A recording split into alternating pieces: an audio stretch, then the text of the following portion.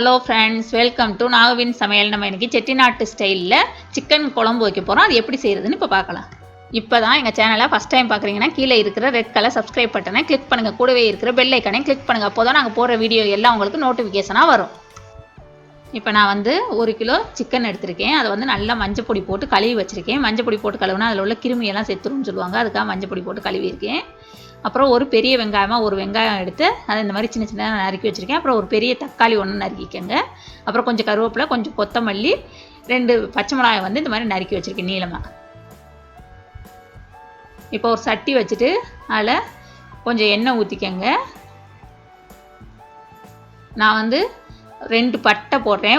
ஒரு table spoon இல்லாட்டி 1.5 table spoon எண்ணெய் ஊற்றினா போதும். 2 பட்டை, 3 இலை போடுறேன். அப்புறம் கொஞ்சம் வெந்தயம், அப்புறம் கொஞ்சம் சோம்பு, அப்புறம் கொஞ்சம் பெருங்காயம் போட்டுக்கோங்க. பெருங்காயம் வேணும்னா போட்டுக்கோங்க, வேணாம்னா விட்டுரு. அப்புறம் 1/2 டீஸ்பூன் மிளகு போடுறேன்.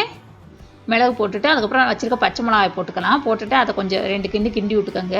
அதுக்கப்புறமா வெங்காயம் போட்டுட்டு நல்லா வதக்கணும். கருவேப்பிலையும் போட்டுட்டேன் அதோடய வெங்காயத்தோடய சேர்த்து.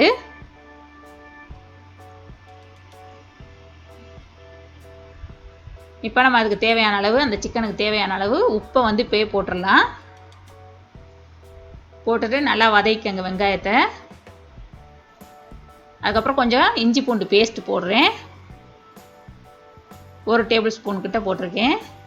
ஏன்னா சிக்கனுக்கு நிறையா போடணும், சிக்கன் மட்டனுக்கெல்லாம், அதனால் நிறையா போட்டுக்கோங்க இஞ்சி பூண்டு பேஸ்ட்டு. அது கொஞ்சம் நல்லா எண்ணெயில் இதுவானதுக்கப்புறம் வதங்கினதுக்கப்புறம் நம்ம வச்சுருக்க தக்காளியையும் அதோட சேர்த்துக்கலாம். தக்காளி நல்லா வதங்கிருச்சு பாருங்க.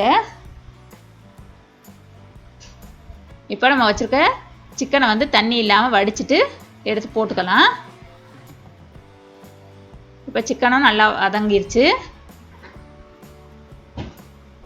இப்போ மூடியை போட்டு ஒரு 5 நிமிஷம் இன்னமும் வேக விடுறேன். இப்போ பாருங்கள், அதில் தண்ணியெல்லாம் வெளியில் வந்திருக்கு. அந்தளவுக்கு வேக வச்சுக்கோங்க. இப்போ அதில் 1.5 டேபிள் ஸ்பூன் அளவுக்கு, 1லேருந்து 1.5 வரையிலும் அவங்கவுங்க காரத்துக்கு தகுந்த மாதிரி குழம்பு பொடியை சேர்த்துக்கோங்க. அப்புறம் 1/2 டீஸ்பூன் அளவுக்கு கரம் மசாலா பொடி சேர்க்குறேன். அப்புறம் ஒரு 1/4 டீஸ்பூன் அளவுக்கு மஞ்சள் பொடி சேர்க்குறேன். எல்லாத்தையும் சேர்த்துட்டு நல்லா கிண்டி விட்டுக்கோங்க, அந்த சிக்கனோட சேர்கிற மாதிரி. நீங்கள் இது செட்டிநாட்டில் தேங்காய் பால் ஊற்ற மாட்டாங்க. உங்களுக்கு வேணும்னாக்கா நீங்கள் தேங்காய் பால் ஊற்றிக்கங்க. நான் தேங்காய் பால் ஊற்றி செய்கிற வீடியோ இன்னொன்று போடுறேன் உங்களுக்கு. இப்போ அதுக்கு மிளகா பொடியெல்லாம் போட்டு கிண்டினதுக்கப்புறம் அதுக்கு தேவையான அளவு தண்ணி ஊற்றிட்டு, இந்த அளவுக்கு தண்ணி ஊற்றினா போதும். இது வெந்து வர்றதுக்கு சரியாக இருக்கும். இப்போ நம்ம மூடியை போட்டு கொஞ்சம் நேரம் வேக விட்டுறலாம். ஒரு 10 நிமிஷத்துக்கிட்ட ஆகும். இங்கே பாருங்கள், இப்போ நல்லா கொதி வந்துருச்சு. கொதி வந்தோடனே அதை நம்ம சிம்மில் வச்சுட்டு ஒரு 5 நிமிஷம் வச்சிடலாம். அப்போ தான் நல்லா இன்னமும் அந்த எண்ணெயெல்லாம் பிரிஞ்சு வரும். இப்போ பாருங்கள், எண்ணெய் பிரிஞ்சு வந்துருச்சு. இந்த அளவுக்கு வந்தால் போதும். இப்போ நம்ம நறுக்கி வச்சுக்க கொத்தமல்லி அதோடு சேர்த்துட்டு அடுப்பு ஆஃப் பண்ணிட வேண்டியதான். சிக்கன் வெந்துருச்சாங்கிறதுக்கு நீங்கள் இந்த மாதிரி ஒரு கரண்டியில் எடுத்துகிட்டு அமுக்கி பார்த்தீங்கன்னாக்கா நசுங்கிருச்சுனாக்க சிக்கன் வெந்துருச்சு. இப்போ பாருங்கள், சூப்பராக ரெடி ஆயிடுச்சு. செட்டிநாட்டு ஸ்டைலில் சிக்கன் கறி ரொம்ப ஈஸியாக செஞ்சிடலாம். இதை கண்டிப்பாக எல்லோரும் ட்ரை பண்ணி பாருங்கள். இந்த வீடியோ உங்களுக்கு பிடிச்சிச்சின்னா லைக் பண்ணுங்கள், ஷேர் பண்ணுங்கள், சப்ஸ்கிரைப் பண்ணுங்கள். கூடவே இருக்கிற பெல் ஐக்கானையும் கிளிக் பண்ணுங்கள். தேங்க்யூ.